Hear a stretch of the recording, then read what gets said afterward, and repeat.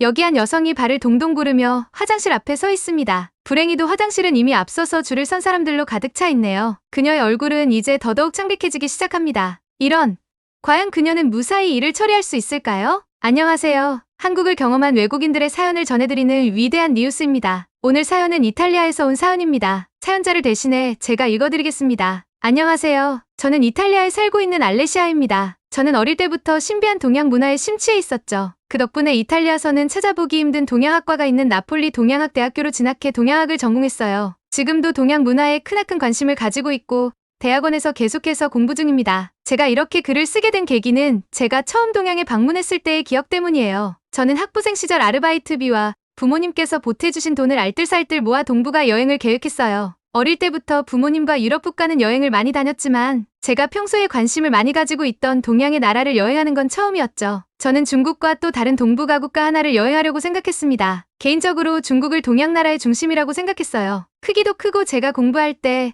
대다수의 동양의 나라들은 고대부터 중국의 영향력 아래 있었고 현재도 다양한 국가에 영향을 많이 주고 있다는 내용을 책에서 읽은 경험이 있었어요. 그래서 동양으로 여행을 할 때 가장 먼저 중국을 여행지로 꼽았죠. 그리고 한국과 일본 둘 중에 어떤 나라를 방문할까 고민했어요. 마음 같아서 동북아 세 나라를 다 방문해보고 싶었지만 예산에 한계가 있었기 때문에 저는 두 나라 중 하나를 선택할 수밖에 없었습니다. 정말 고민을 많이 하다가 한국으로 선택했습니다. 한국을 선택한 제 나름의 이유는 단순했습니다. 바로 한국의 언어 때문이었죠. 일본은 중국과 같은 한자 문화권이라 그리 비슷해 보여서 길거리에서 사진을 찍으면 중국인지 일본인지 구분이 안 갈 것 같았지만 한국은 한국어라는 고유의 언어를 사용하고 있어서 사진을 찍으면 누가 봐도 중국과 다른 나라라고 생각할 것 같다는 게 이유였죠. 어렵기 때문에 단순히 다양한 국가를 여행한 것 같은 인증샷을 남기기 위한 선택이었습니다. 그렇게 저는 부푼 기대를 안고 중국으로 향했습니다. 저는 베이징을 중점적으로 보고 시간적 여유가 있으면 근교 지역을 구경하기로 마음 먹었습니다. 베이징은 정말 선진화된 도시였어요. 곳곳에 QR코드로 결제를 할 수 있었죠. 이탈리아와는 너무 다른 모습에 신기했습니다. 제가 인터넷으로 찾아보면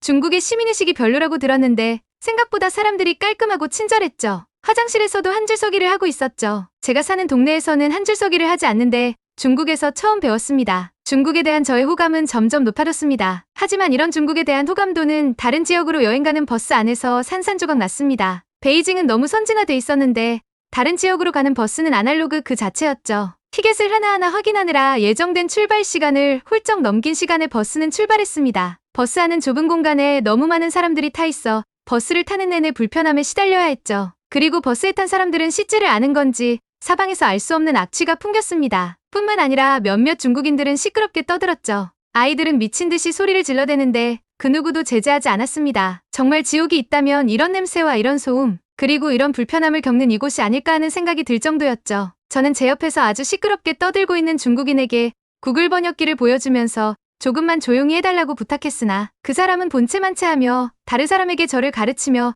중국어로 뭐라 하더군요. 그러더니 사람들은 저를 손가락질하면서 박장대소했습니다. 기분이 너무 나빴습니다. 하지만 제가 할 수 있는 건 아무것도 없었습니다. 그곳에 있던 그 누구도 제 편을 들어줄 것 같지 않았죠. 그저 눈을 감고 잠에 들기 위해 노력했죠. 그러던 중 갑자기 어떤 여자아이가 고래고래 소리를 지르기 시작했습니다. 눈을 떠 그 아이를 쳐다보니 입고 있던 바지를 벗으려고 하는 것 같았죠. 그 아이 옆에서는 엄마로 보인 여자가 기사에게 고래고래 소리를 질렀습니다. 그러자 기사는 크게 한숨을 쉬더니 차를 갓길에 정차시켰죠. 바지를 벗으려고 하던 꼬마는 재빨리 밖으로 나가서 보리를 봤습니다. 어리니까 그럴 수도 있지라고 생각하고 있었는데 그 다음 순간 저는 잊을 수 없는 충격적인 장면을 목격했습니다. 바로 차 안에 있던 중국인들이 우르르 내려서 너나 할 것 없이 바지를 내리고 소변과 대변을 누는 것 아니겠어요?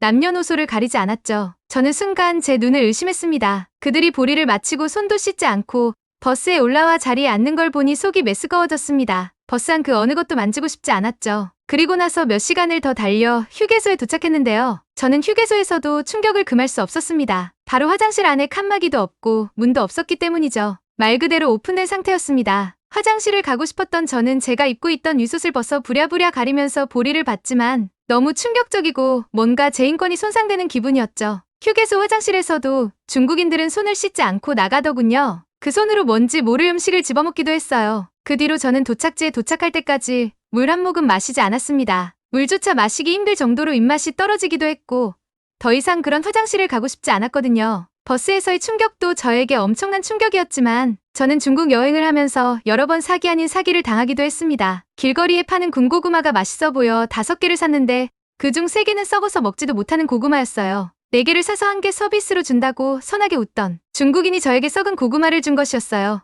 정말 실망스러웠습니다. 중국은 유명한 도시만 선진화되어 있지 그렇지 않은 곳은 정말 아직 몇십 년 전 그대로인 것 같더군요. 사람들의 시민의식도 겉보기에만 괜찮아 보이지 실상은 다들 외국인에게 어떻게든 사기쳐서 돈을 조금이라도 더 벌어보자 하는 마음을 가지고 있는 것 같았어요. 그래서 예정된 일정보다 조금 더 빨리 중국을 떠나 한국으로 향했죠. 솔직히 한국 여행에 대한 기대는 다 사그러져 있었습니다. 제가 그렇게 기대했던 중국 여행이 너무나도 실망스러웠는데 중국보다 작고 강대국도 아닌 한국 여행에서 무엇을 기대할 수 있었겠어요? 하지만 저는 한국에 도착하자마자 중국과는 다른 의미로 충격에 빠질 수밖에 없었습니다. 첫째로 입국 수속이 너무 빨랐습니다. 한국인들은 한국인들끼리 굉장히 빠르게 입국 심사대를 통과했고 외국인들의 입국 심사 줄이 상당히 짧았죠. 저는 정말 빠르게 입국 심사를 마치고 공항을 벗어날 수 있었습니다. 입국 심사를 해주시는 분은 웃으며 한국에 온 것을 환영한다고 이야기해줬죠. 별거 아닌 인사였지만 뭔가 한국에서의 여행은 중국과는 다를 거라는 막연한 기대감이 생겨났습니다.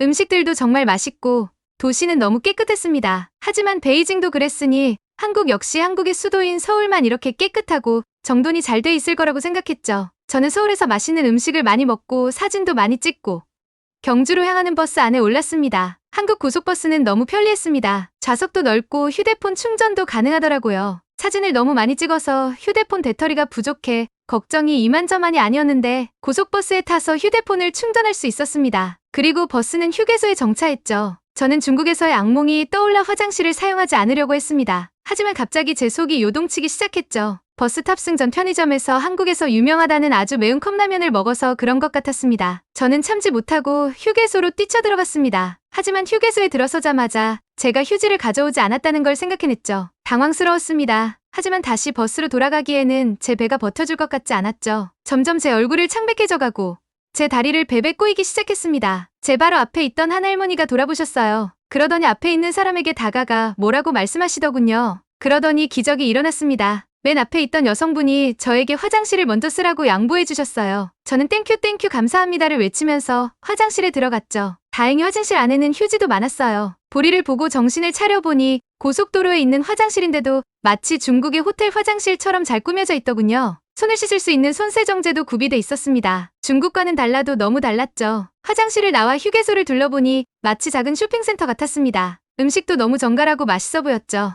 저는 인스타그램에서 봤던 버터 오징어와 구운 감자를 사들고 버스로 돌아갔습니다. 저 말고도 휴게소에서 이것저것 음식을 사온 한국 사람들이 많았는데 다들 정말 조용히 음식을 먹더군요. 저는 중국에서 받았던 충격을 한국에서 치료하는 것 같은 기분이 들었습니다. 그렇게 도착한 경주에서는 저는 너무 즐겁게 여행을 할 수 있었습니다. 음식도 너무 맛있고 어딜 가나 영어가 적힌 팜플렛이 있어서 편하고 즐겁게 경주에 있는 문화유적들을 살펴볼 수 있었어요. 제가 혼자 다니고 있어서 그랬을까요?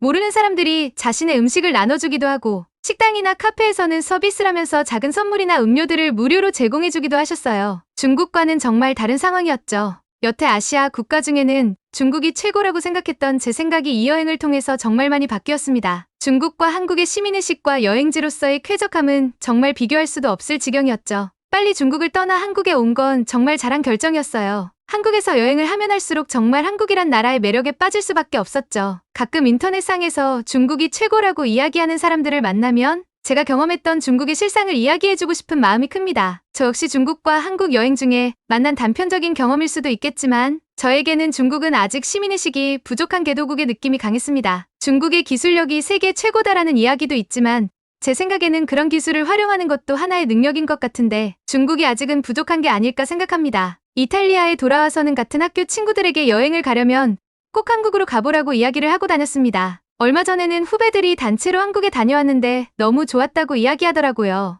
역시 한국은 저희를 실망시키지 않는 나라인 것 같아요. 저 역시도 다음번에 또 기회가 된다면 한국을 다시 한번 방문해보고 싶습니다. 그때는 또 한국이 얼마나 놀라운 성장을 거듭해 있을지 기대가 됩니다. 라고 이탈리아에서 사연 보내주셨는데요. 한국에 여행을 다녀가셨다는 알레시아님의 이야기였습니다. 저 역시 중국 여행 갔을 때 충격을 받은 적이 있었는데 알레시아님도 비슷한 경험을 하셨네요. 휴게소는 뭐니 해도 한국의 휴게소를 따라잡을 수 없죠. 다양한 먹거리와 깨끗한 화장실까지 알레시아님이 중국에서 놀라고 충격받으셨던 여행을 한국에서 즐겁게 마무리할 수 있었다니 정말 다행입니다. 앞으로도 동양의 문화에 대해서 더 많은 관심을 가져주시고 좋은 연구를 지속해 나가시길 바라겠습니다. 오늘 위대한 니우스에서 준비한 사연은 여기까지입니다. 위대한 니우스의 사연이 좋으셨다면 좋아요와 구독 눌러주시고 주변의 소중한 사람들에게 함께 공유해주셔서 함께 즐겨보시길 바라겠습니다. 끝까지 시청해주셔서 대단히 감사합니다. 다음에는 더욱 따뜻한 이야기로 찾아뵙겠습니다.